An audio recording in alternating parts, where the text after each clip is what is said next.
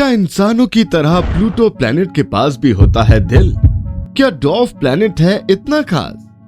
क्या आपने हॉलीवुड की मूवी आइस एज देखी है, जिसमें आइस शीट से ढकी हुई ऐसी जगहों और उस सिचुएशन को दिखाया गया है जहां पर ठंडियों में स्नोफॉल होता है।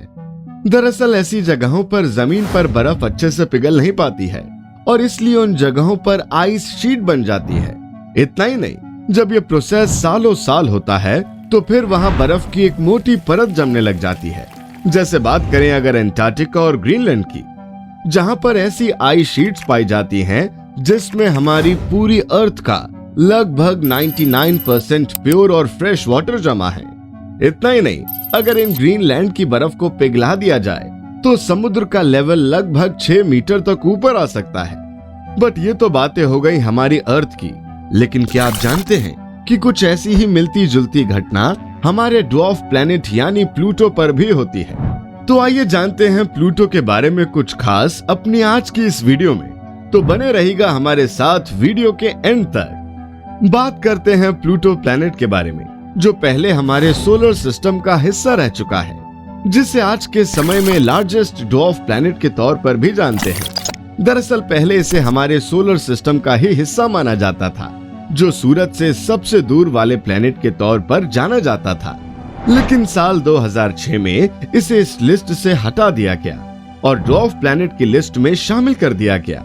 और इस तरह से इस प्लैनेट के लिस्ट से रिमूव होने के बाद अब सोलर सिस्टम में 8 प्लैनेट ही बचे हैं। बात करें अगर प्लूटो की हमारी अर्थ से डिस्टेंस के बारे में, तो इसकी हमारे अर्थ से डिस्टेंस लगभग 5.05 बिलियन किलोमीटर है और इसकी इसी दूरी की वजह से यहाँ की कोई भी डिटेल सर्च कर पाना हमारे लिए काफी मुश्किल है।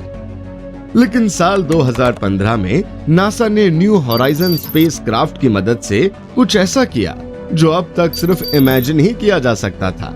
दरअसल नासा ने इसे प्लूटो की जानकारी निकालने के लिए मिशन पर भेजा और 10 साल के सफर के बाद ये स्पेसक्राफ्ट प्लूटो से 1200 किलोमीटर की दूरी पर आ गया, जिससे हमें धरती से इस प्लैनेट के बारे में जानकारी लेने का मौका मिला।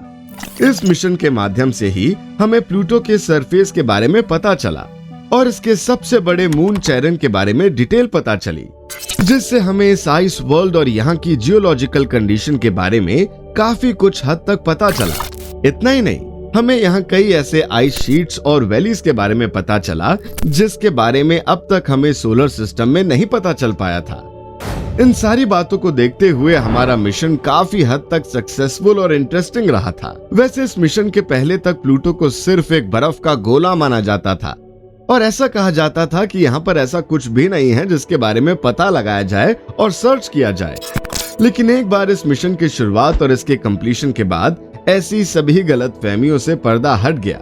इवन यहाँ पर काफी हद तक ऐसे जियोलॉजिकल कंडीशन मिली जिनके बारे में जानना हम इंसानों के लिए हमेशा से ही इंटरेस्टिंग रहा। हमारे साइंटिस्ट को ये बात बहुत अच्छे से समझ आ गई कि इतनी दूरी और आइस शीट से भरे होने के बाद भी ये प्लैनेट अपने आप में बेहद खास है। इतना ही नहीं, इसका साइंटिफिकली काफी यूज है।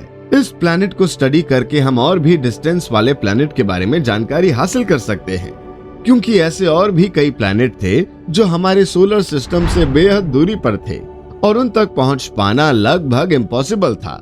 जब न्यू होराइजन स्पेसक्राफ्ट प्लूटो के बेहद पास से गुजर रहा था, उस वक्त ये प्लूटो के अलग अलग हिस्सों की अलग अलग एंगल से फोटो भी ले रहा था। उस वक्त बहुत बड़ा मिलियन स्क्वायर किलोमीटर का नाइट्रोजन ग्लेशियर भी दिखा था। अब अगर आपको लग रहा है कि ग्लेशियर देखना कौन सी बड़ी बात होती है, वो तो जनरली माउंटेन पर भी पाए जाते हैं, जो जनरली आइस का एक ग्रुप होता है और धीरे धीरे करके नीचे की तरफ खिसकता है। लेकिन प्लूटो के रेफरेंस में बात थोड़ी अलग थी। प्लूटो पर पाए जाने वाले इस ग्लेशियर के लेफ्ट साइड को स्पुटनिक प्लेंटिलिया नाम दिया गया। इसी की वजह से प्लूटो को अपनी मूविंग डायरेक्शन चेंज करनी पड़ी थी और इसी की वजह से अब ये ग्लेशियर का बेसिन डायरेक्टली उनके मून शैरन के अपोजिट में लाई करने लगा। इस पूरे प्रोसेस को ट्रू पोलर वंडर के नाम से जानते हैं और ये प्रोसेस तब होता है जब एक लेजेंडरी बॉडी उसके जियोलॉजिकल प्रोसेस की वजह से अपने स्पिन के एक्सिस को चेंज कर लेता है। वैसे हम बात करें स्पुटनिक प्लेंटिलिया के करंट पोजीशन की, तो उसकी वजह कोई एक्सीडेंट या फिर फिनोमिनल घटना नहीं है, बल्कि ठंड की वजह से बर्फ से घिरा हुआ एरिया है। यहाँ पर नाइट्रोजन आइस जमकर एक आइस शीट की तरह बन गए हैं, जिनकी थिकनेस लगभग 4 किलोमीटर के आसपास है। और ऐसा दरअसल इसलिए हुआ क्योंकि उस वक्त प्लूटो के मून शैरन उसका चक्कर लगाते हुए उसे अपनी तरफ खींच रहे थे। कुछ ऐसे ही प्रोसेस की वजह से आपने देखा होगा कि अर्थ और मून पर टाइड्स आते हैं, यानी टाइडल फोर्स का फॉर्मेशन होता है। अब इतना बड़ा लैंड मास शैरन मून के पुश की वजह से डिसबैलेंस हो रहा था और इसलिए प्लूटो ने खुद को स्टेबल करने के लिए अपने स्पिन का एक्सिस चेंज कर लिया। यानी कि हम ये कह सकते हैं कि प्लैनेट का जियोलॉजिकल प्रोसेस इस प्लूटो को पूरी तरह से अपने मन मुताबिक घुमाता है और इसलिए नाइट्रोजन ग्लेशियर को इस प्लैनेट का हार्ट भी कहा जाता है। अगर हम न्यू होराइजन के डेटा रिपोर्ट्स को माने तो इस बेसिन के अंदर हैवी मास पाया जाता है जो उसकी करंट पोजीशन अरेंजमेंट के लिए रिस्पॉन्सिबल है।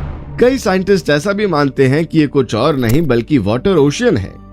वैसे हम आपको बता दें कि प्लूटो पर इन वाटर ओशियन का मिलना किसी उपलब्धि से कम नहीं है। दरअसल इस डिस्कवरी की वजह से प्लूटो जुपिटर के मून यूरोपा और सैटर्न के मून एनसेडलस की कैटेगरी में शामिल होता है।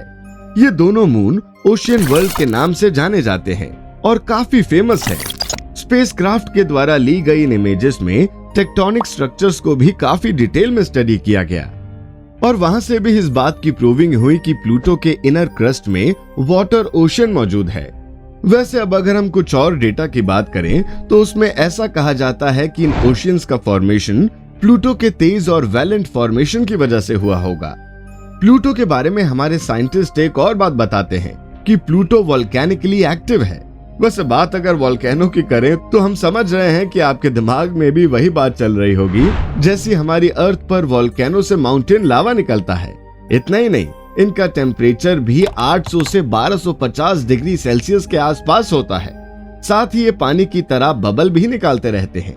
लेकिन वही बात जब प्लूटो की आती है तो यहाँ पर वोल्केनो का मतलब कुछ अलग ही होता है। दरअसल प्लूटो के बारे में बहुत सारे ऐसे सबूत मिले हैं जिससे इस बात का अंदाजा लगाया जाता है कि एक तरह का कोल्ड और हल्का लावा इसके सरफेस पर गिरता है। वैसे हमारे साइंटिस्ट इसे अपनी लैंग्वेज में क्रायो वोल्केनिज्म बोलते हैं। बात अगर करें स्पुतनिक प्लेनेसिया की तो उसके दक्षिण में 2 बड़े बड़े मॉन्स पाए जाते हैं जिसका नाम है राइट मॉन्स और पेकार्ड मॉन्स। हमारे साइंटिस्ट का मानना है कि इन दोनों के अंदर काफी बड़ा गड्ढा पाया जाता है जिसे ट्रायो वोल्केनोस का माउंटस माना जाता है। लेकिन हमारी धरती के वोल्केनो की तरह इसमें से गर्म लावा ना निकलकर बल्कि ठंडा लावा बाहर की तरफ निकलता है और बिल्कुल अपने नाम की ही तरह इसमें से हल्का और स्लशी टाइप का एक लिक्विड निकलता है जो थोड़ा बहुत पानी की तरह ही होता है। इन वाटर में वॉलेटाइल कंपोनेंट जैसे अमोनिया और मीथेन पाए जाते हैं। लेकिन हमारे प्लूटो का कोल्ड एटमॉस्फेयर इस वाटर को सरफेस पर आते ही तुरंत जमा देता है। कई बार ये जमकर मॉन्यूमेंट्स का निर्माण कर देते हैं। ये बिल्कुल वैसे ही होते हैं जैसी हमारी धरती पर पाए जाने वाले वोल्केनो होता है जिससे निकलने वाला लावा आसपास एक वोल्केनो माउंटेन बना देता है। बट ये मॉन्यूमेंट्स काफी कोल्ड होते हैं। अब सबसे इंटरेस्टिंग बात हम आपको ये बताते हैं कि ऐसे माउंटेन्स हमें सोलर सिस्टम में प्लूटो के अलावा बाकी कहीं और नहीं मिले हैं। अब वैसे तो हमारे सोलर सिस्टम में सैटर्न और जुपिटर पर भी आइस वोल्केनो होने के दावे किए गए हैं, लेकिन वहां पर भी क्रायो वोल्केनो मौजूद है या नहीं इसके बारे में कोई कंफर्मेशन नहीं है। बात करें अगर स्पुतनिक प्लेनेसिया के वेस्ट साइड की तो वहां वाइकिंग टेरा नामक एक फ्रैक्चर भी है जो क्रायो वोल्केनिक के एक्सीडेंट्स को कहीं ना कहीं सपोर्ट करता है। वैसे प्लूटो के पास हार्ट की बात इसकी इन्हीं सब स्पेशलिटी की वजह से कही जाती है। तो यहाँ से हम ये समझ सकते हैं कि प्लूटो प्लैनेट उतना भी डेड नहीं है जितना हम उसे समझते हैं, बल्कि ये हमें क्रायो वोल्केनो के बारे में काफी कुछ नया सिखाता है। तो क्या प्लूटो के बारे में आपको ये जानकारी पहले से पता थी? हमें कमेंट करके जरूर बताएं। साथ ही अगर आपको ये वीडियो पसंद आया हो तो इसे लाइक करें और अगर हमारे चैनल पर नए हैं तो हमारे चैनल को सब्सक्राइब जरूर कर लें ताकि चैनल पर अपलोड होने वाले हर लेटेस्ट वीडियो के बारे में आपको पहले से नोटिफिकेशन रिसीव हो सके।